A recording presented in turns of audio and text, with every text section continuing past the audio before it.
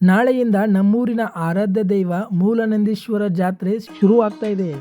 ನಮಸ್ಕಾರ ಸ್ನೇಹಿತರೆ, ಇವತ್ತು ರಕ್ಷಾಬಂಧನ ಐತ್ರಿ. ರಕ್ಷಾಬಂಧನಕ್ಕೆ ನಮ್ಮ ತಂಗಿಯರು ನಮಗೆ ರಾಖಿ ಕಟ್ಟಾಕತ್ತಾರ ನೋಡ್ರಿ. ನನ್ನ ಜೊತೆ ದಾನೇಶ ಮತ್ತು ಪ್ರಸಾದ ಅದಾರ ನೋಡ್ರಿ. ಭಾರತೀಯರು ಶ್ರಾವಣ ಮಾಸದಲ್ಲಿ ಆಚರಿಸುವಂತ ಒಂದು ಸನಾತನ ಹಬ್ಬ ಇದಾಗಿದೆ. ಈ ದಿನ ಸಹೋದರಿಯರು ತಮ್ಮ ಸಹೋದರನಿಗೆ ರಾಖಿ ಕಟ್ಟಿ ಆಶೀರ್ವಾದವನ್ನ ಬೇಡಿಕೊಳ್ಳುತ್ತಾರೆ. ಈ ದಿನ ಮಹತ್ವದಂತ ದಿನ ಅಣ್ಣ ತಂಗಿಯರಿಗೆ, ಅಕ್ಕ ತಮ್ಮರಿಗೆ.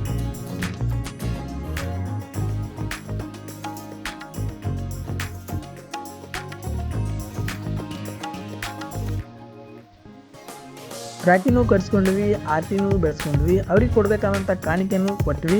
ಮತ್ತು ಪಟಕ್ಕನೆ ಅವರು ತೆಗೆದುಕೊಂಡೇ ಬಿಟ್ಟರು. ಮತ್ತು ನಮಗೆ ಕಲ್ಸಕ್ರಿ ಸ್ವೀಟ್ನಾಗಿ ಒಂದಿಷ್ಟು ಬಾಯಲ್ಲಿ ಸಕ್ಕರೆಯನ್ನು ಕೊಟ್ಟು ಸಕ್ಕರೆಯನ್ನು ತೆಗೆದುಕೊಂಡ್ವಿ. ಸಕ್ಕರೆಯನ್ನು ತೆಗೆದುಕೊಂಡು ಈ ಒಂದು ರಕ್ಷಾಬಂಧನದ ಒಂದು ಸ್ಪೆಷಲ್ ಆಗಿ ನಮಗೆ ಚುನ್ಮುರಿ ಮತ್ತು ಉಪ್ಪಿಟ್ಟು ಮತ್ತು ಬಾದಾಮಿ ಪುರಿಯನ್ನು ಸ್ಪೆಷಲ್ ಆಗಿ ಮಾಡಿದ್ರು. ಅದನ್ನು ಸಹಿತ ಮಸ್ತಾಗಿ ಜಡದ್ವಿ, ಸ್ವೀಟ್ನು ಜಡದ್ವಿ.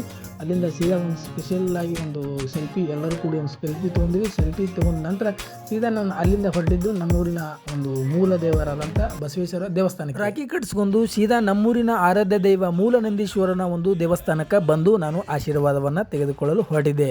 ಸೊ ನಾಳೆ 11ನೇ ತಾರೀಕಿನಿಂದ ನಮ್ಮೂರಿನ ಆರಾಧ್ಯ ದೈವ ಮೂಲನಂದೀಶ್ವರನ ಒಂದು ಜಾತ್ರಾ ಮಹೋತ್ಸವ ಶುರು ಆಗ್ತಾ ಇದೆ. ಸೊ ಈ ಒಂದು ಜಾತ್ರೆಗೆ ಯಾರೆಲ್ಲ ಬರ್ತಾ ಇದ್ದೀರಿ ಅವರು ಕಮೆಂಟ್ ಮುಖಾಂತರ ತಿಳಿಸಿ. ಮತ್ತು ನಮ್ಮ ಮೂಲ ನಂದೀಶ್ವರ ಜಾತ್ರಾ ಮಹೋತ್ಸವವು 5 ದಿನಗಳವರೆಗೆ ವಿಜೃಂಭಣೆಯಿಂದ ಜರುಗಲಿದೆ. ನಾನು ದೇವರ ಒಂದು ದರ್ಶನವನ್ನು ತೆಗೆದುಕೊಂಡು ಮತ್ತೆ ವಾಪಸ್ ನಾನು ನಮ್ಮ ಮನೆ ಕಡೆಗೆ ಪಯಣವನ್ನು ಬೆಳೆಸಿದೆ.